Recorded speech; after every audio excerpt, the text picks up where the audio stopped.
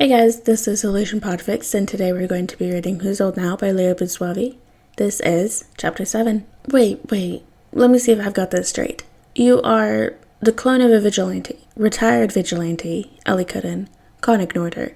Made by his nemesis to replace him. Said nemesis being a billionaire with an unhealthy infatuation with him. You, however, rebelled against your conditioning and broke free with the help of a couple teenage vigilantes. Do I have that right? Ellie leaned back into the armchair. Yep, she said, popping the pea. Dude? That's basically my origin story. Did Luther, rip off of Vlad? Did they work together on it or something? Because that is so creepily close to me. Con leaned toward her. Ellie smiled. This was going far better than she thought it would, especially with the, interesting introduction she chose. She just didn't know how else to do it. She wanted to meet him as soon as possible, and to explain, and to learn all about him, and adopt him, and to make a good impression. When she'd first heard from Danny that there was a clone like her that he wanted her to meet, she had been intrigued. Then Billy had added his 2 cents on how Superman had neglected Con, and new friend became new family member, and then she met him and became new son. He was just, you're really cool, Con said, snapping Ellie out of her head. What? She asked, utterly bewildered. Where did this come from? Con fidgeted, rocking back and forth on his hands.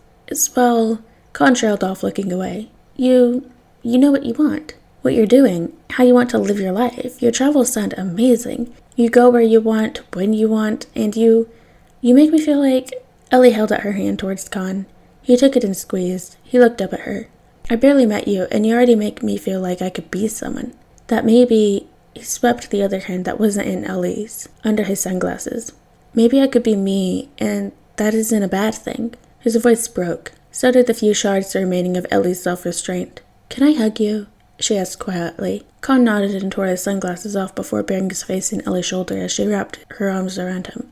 It's okay not to know who you are, she whispered to the teenager in her arms as she rocked him side to side, like the child she never got to be. Show me a teenager who says they know exactly who they are, and I'll show you a liar. Being a clone adds a hell of a lot more complications, but this is our life, and despite what others may have said, there's nothing wrong with that. You are someone. You can be Con, or Superboy, or the next Superman, or a school teacher, or a librarian, or a politician. Hell, you could be like a priest if you wanted to. Con huffed a wet laugh into Ellie's shoulder, and she took it as a win. Because you are a person, a unique, amazing person, who was so kind and deserves the world, and I would give it to you if you let me. Con lifted his head up to look her in the eyes, though he remained halfway curled into her lap. What do you mean? He sniffed, and Ellie's heart ached as they looked so hopeful, looking at her like she was the hero, with a plan and answers to save him. So she put on the smile she had seen Danny use during his vigilante days, the one she thought looked like a hug, and the words that everything would be alright. I travel a lot, and I would stop and settle down around you if you ask. But I also want to know if you'd like to travel with me. Con looked at her, blue eyes wide, and Ellie had to resist the urge to bundle him up in blankets and protect him from everything that ever hurt him. I traveled to find myself, to get away from what people said I had to be, and I never got into the whole vigilante thing like Danny. Though I got some good urban encrypted legends, I just go out there and lived the life I hadn't gotten to experience. There was always somewhere new, something new to experience, and not a single person knew me, not a single person to expect something of me or tell me what to be. Traveling was amazing for me, and I'd love it if you traveled with me. I can show you the best food stand in Hong Kong, and that the most amazing sunsets are at Rarotonga, or absolutely anywhere you want to go. Ellie was getting excited.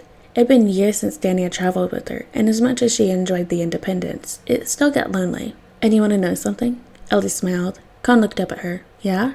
I think you're the really cool one. You've been so strong to do this all on your own, to find the strength to try to help other people.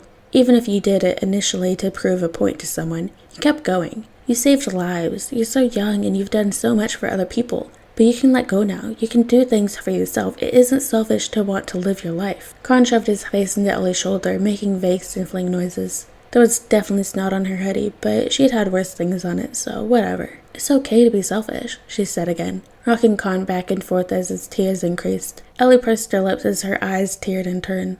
It's okay to be selfish, it really is. I know it's hard to accept, but it's okay, you're okay. Whoops, she's sobbing now too. She should have expected this. She had seen Danny and Billy and their upbringing-related trauma, emotional breakdowns, so it was her turn apparently to have one. You can be you, and that's okay. It's okay. It's okay. She didn't know how long she rocked back and forth, crying quietly with Con in her arms. When her sniffles finally ran out and Con moved his head from her shoulder and blinked warily, she smiled softly. "So," she asked, sounding more congested than Billy and his pollen allergies at the DC Cherry Blossom Festival. "What's a woman gotta do to get a drink around here? My head hurts." Con sniffled and laughed. "Me too." He rubbed his eyes. "Kitchen's to the..." He trailed off and waved vaguely to the left. "That way." Ellie stood up and started to turn away when Con grabbed her wrist. "Wait." Ellie turned to him and smiled softly. "Yeah?" Con chewed his lip before standing up beside her. "Take me with you?" Ellie grinned and shifted her grip to hold Con's hand. "Always." Danny closed the hood of his client's car and wiped his forearm across his forehead. It was probably smudging any oil or dirt on his face even further, but whatever.